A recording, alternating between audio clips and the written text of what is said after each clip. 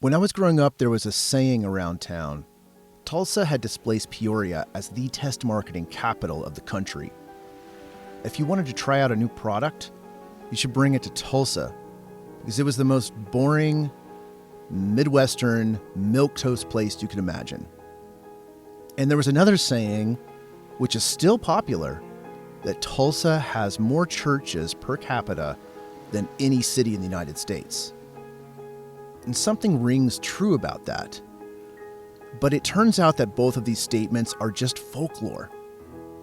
Although they say a lot about the conception of Tulsa and Oklahoma more broadly in the popular imagination. The reality of Oklahoma is much stranger than this surface view. And my first glimpse into a hidden history of my hometown happened in Austin, Texas. I was on break from my graduate program and I was looking for a lazy summer read. And there was this book in black and red that caught my eye. It was called Death in a Promised Land. And it said something about a race riot in Tulsa. I'd never heard anything about a riot, but I read it in a day. And I learned that probably the single worst incident of racial violence in American history happened on the quiet streets of Tulsa in 1921. Now, before the massacre, the area had been known as Black Wall Street, and it was a Mecca for black entrepreneurs and professionals. A white mob had become ginned up over a rumor of an attempted rape by a black man of a white woman and invaded the neighborhood of Greenwood and committed a massacre. Now, it so happened that my mother worked in Greenwood. The neighborhood had been rebuilt, and at the time, there wasn't really any sign of what happened there. And I was shocked. I had a family that went back 3 generations to the discovery of oil near Tulsa. No one ever mentioned a race massacre or a riot, and I'd gone to a well-to-do private school and done the obligatory course in Oklahoma history. No mention of it there either. So I asked my mom, "Did you know anything about a race riot?" And she said that she went to Tulsa Central High School in the late 1950s when it was just starting to integrate. And there was threats of violence everywhere. The Tulsa massacre was like a specter haunting the place, but no one wanted to talk about it directly. So I remember thinking, if they could keep this a secret for so long, what other truths were buried?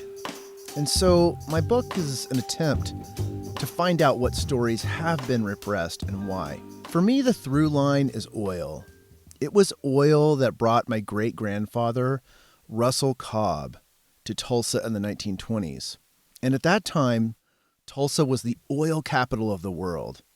It was a magic city of Art Deco masterpieces that had sprung up from practically nothing. This Cobb became the police commissioner and the campaign manager for a Republican candidate for governor. But more than anything, he was an oil man.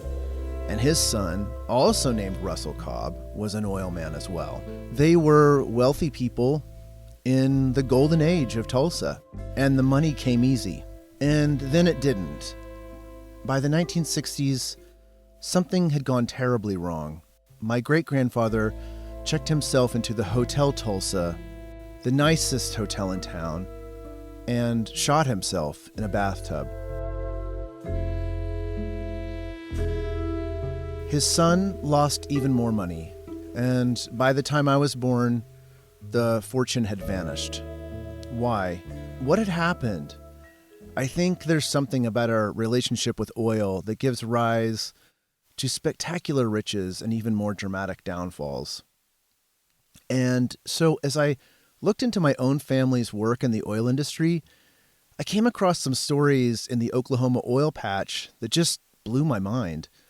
Stories of kidnappings and frauds and large-scale swindles masquerading as philanthropies. And most of it went back to an initial theft, the theft of land from the 5 tribes. It's a story that, in a way, is common sense, and yet the particulars of it are so well repressed that we don't even know any of their names. Within 10 years of the discovery of oil in Oklahoma, 90% of the allotments to tribal citizens had passed into white hands. How did that actually happen? And what's the enduring legacy of that initial swindle?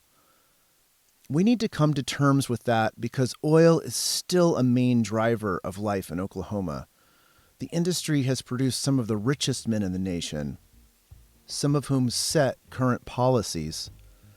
And the result is a state with incredible riches and some of the worst social, health, and educational indicators in the nation. Oklahoma has been near the bottom in teacher pay and near the top in rates of incarceration for many years. How did it get that way? Oklahoma is an incredibly messed up place, but it's also produced some of the most brilliant musicians, writers, and artists.